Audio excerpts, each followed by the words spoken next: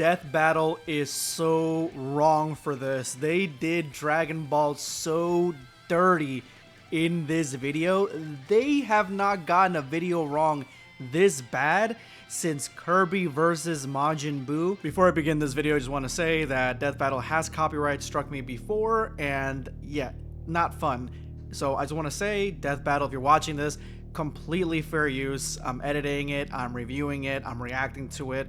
I'm doing everything I'm supposed to do for it to fall under fair use in the US. So just giving you guys that heads up, because years ago you guys copyright struck one of my streams where I was talking about your video on Sasuke versus Hiei, and you guys ended up striking that down, although I still won in the end when I countered it. So yeah, this is really bad. It's a really bad Death Battle video, and to be honest, this could be the next Goku versus Superman, because it is Goku's father versus Omni-Man. It is quite literally the exact same fight. But it's also disrespectful. So just based on that, you probably don't think that the verdict is any surprise because of the way that they did Goku in the Superman videos, which with Superman I can understand a little bit more. I give a little bit more leeway with how powerful Superman actually is. But when it comes to Omni-Man, absolutely not. I know, just hear me out. They artificially boosted Omni-Man's numbers so high in all his feats, you would have thought that Omni-Man was fighting Krillin. Now, the animation for the actual fight itself was created by our boy Devil Artemis, and Devil Artemis being a Dragon Ball YouTuber and kind of the only voice of reason, I would assume, in that room, he should have had a little bit more input into exactly how this would go down, because there is absolutely no way that I buy that Omni-Man defeats Bardock. There is absolutely no way. And even the way they set it up here, because it's not just Bardock that they added in this. They did some sort of Voodoo.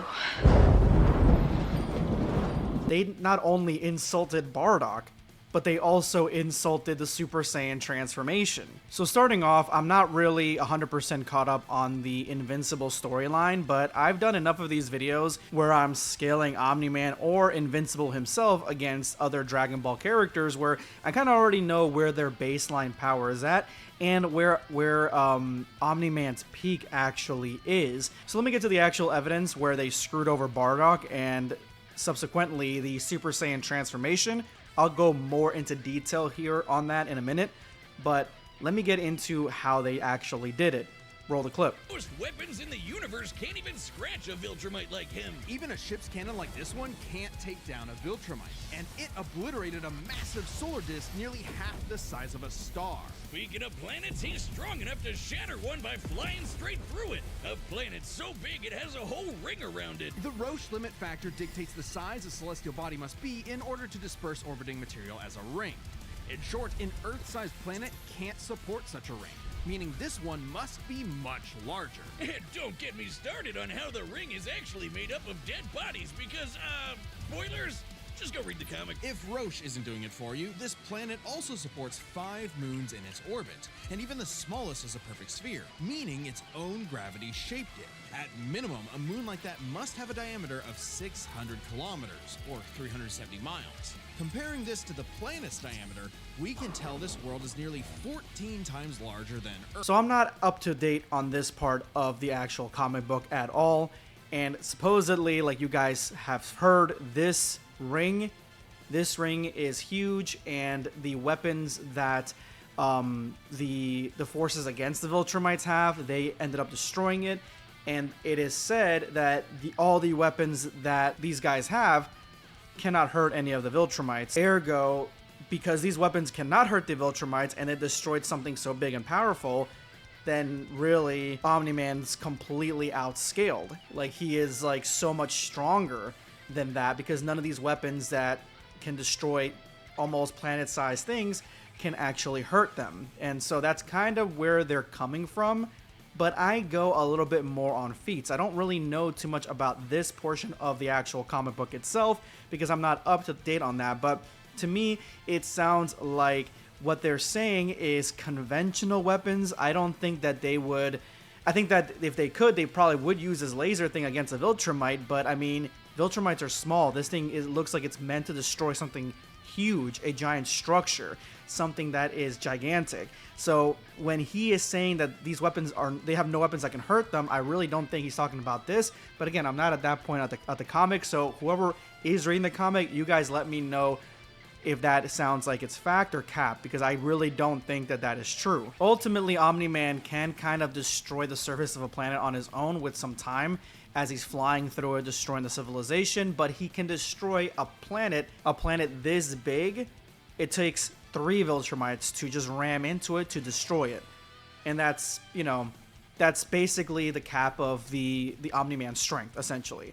And so that level of strength and power, yeah, that's really, really strong, but it still took 3 of the Viltrumites to destroy this giant planet, this huge planet that's much bigger than Earth. And what they're saying is that, yeah, because Bardock hasn't destroyed any planet like that, then Bardock is nowhere near that level, and so Bardock loses on that. And they made a cool little graph here where they showed each level of what Bardock or Omni-Man could win or lose. So before I go into why I believe that Bardock would just completely decimate Omni-Man, even in his base form, not even talking about Super Saiyan, I gotta say that, yeah, Omni-Man, I think, would, with his experience, how long he's lived, the way he fights, I think he would give Bardock a solid fight. Nowhere near what this fight you're seeing here is, where it is so one-sided, where Omni-Man is trouncing Bardock, running laps around him. But I do think it would be an interesting fight. But the reason that I don't think that this sort of measure of the fact that Bardock hasn't destroyed a big planet like this holds water is because I believe that Bardock has that capability to destroy planets as well. We've seen other Dragon Ball characters that are weaker than Bardock destroy moons and other huge structures, and Bardock is low class, but he's still a Saiyan warrior. He's very powerful. And when he's in the Uzaru state, it amplifies that even more. Actually, in the Uzaru state, he should have been really dealing some major damage against Omni-Man, although I do believe that Omni-Man would eventually accidentally cut off his tail, but I think he would have sustained way more damage in that fight. So Bardock's main job as a Saiyan soldier is to wipe out the life that is on the surface of the planet, which they do when they go into their Uzaru form. So that is essentially his job. That's all he does. He's not there to destroy planets. So you have a job. One job. In this moment right here, where Bardock gives his last bit of energy to attack Frieza, and he basically throws this bit of energy at Frieza, he understands and he knows how powerful Frieza is in that first form, but he throws it anyway.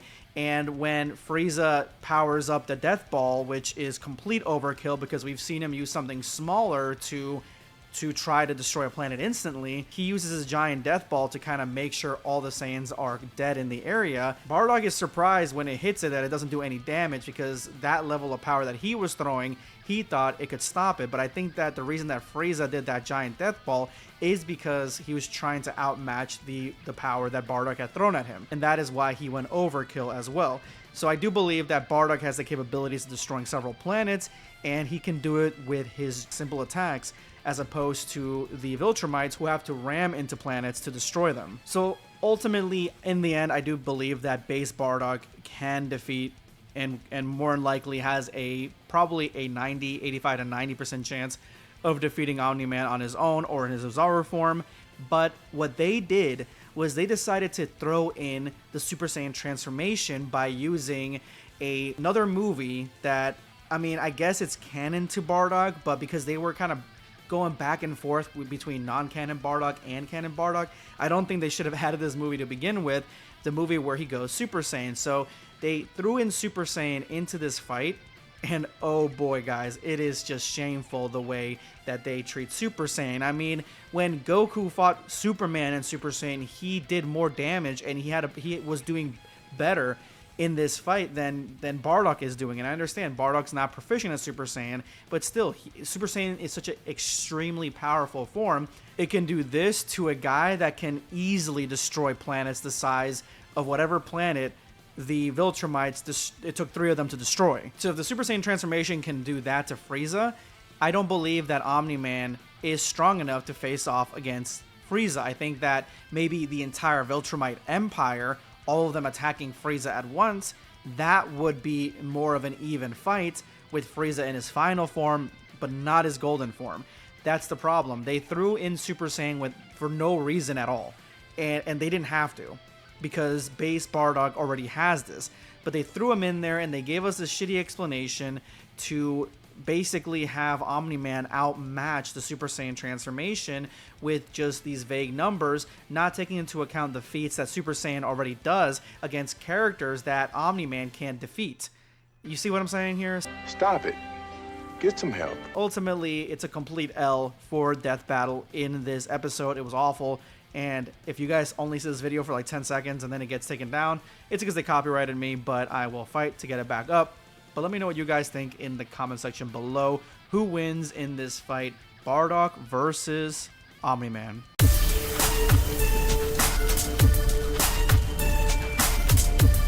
Prepare yourself.